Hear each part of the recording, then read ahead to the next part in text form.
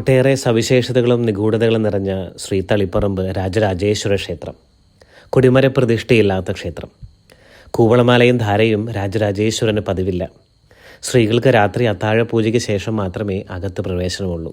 18 സിദ്ധഗുരുക്കന്മാരിലെ അഗസ്ത്യമുനിയാൽ സ്ഥാപിതമായ നിലവിളക്ക് ഇന്നും ഇവിടെ കെടാവിളക്കായി ജ്വലിച്ചു നിൽക്കുന്നു. സാധാരണ ശിവക്ഷേത്രങ്ങളിൽ തിങ്കളാഴ്ച ദിവസമാണ് പ്രധാന ദിവസമെങ്കിൽ ഇവിടെ ബുധനാഴ്ചയാണ് ഭഗവാന് പ്രിയ ദിവസം. കേരളത്തിലെ കണ്ണൂർ ജില്ലയിലെ തളിപ്പറമ്പിൽ സ്ഥിതി ചെയ്യുന്ന മഹാശിവക്ഷേത്രമാണ് രാജരാജേശ്വര ക്ഷേത്രം. പരബ്രഹ്മസ്വരൂപനായ പരമശിവന്റെ പല പേരുകളിലൊന്നായ രാജരാജേശ്വരന്റെ പേരിലാണ് ഈ ക്ഷേത്രം അറിയപ്പെടുന്നത്. ശിവനാണ് പ്രധാന പ്രതിഷ്ഠ. കൂവളത്തിലെ പതിവില്ലാത്ത ശൈവക്ഷേത്രമാണ് തളിപ്പറമ്പ് ശ്രീ രാജരാജേശ്വര ക്ഷേത്രം. തുളസിയാണ് ഭഗവാന് പ്രിയം. എല്ലാ ഈശ്വര സങ്കല്പങ്ങൾക്കും ഉപരിയായി രാജരാജേശ്വര ഭാവത്തിലാണ് ഇവിടെ ഭഗവാൻ കുടികൊള്ളുന്നത്.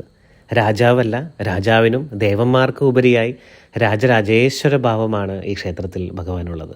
കേരളത്തിലെ പുരാതനമായ 108 ശിവക്ഷേത്രങ്ങളിലൊന്നായി ഈ ക്ഷേത്രം കരുതപ്പെടുന്നു. ദക്ഷിണ ഭാരതത്തിലെ ശിവക്ഷേത്രങ്ങളിൽ ഈ ക്ഷേത്രത്തിന് പ്രധാന സ്ഥാനമുണ്ട്.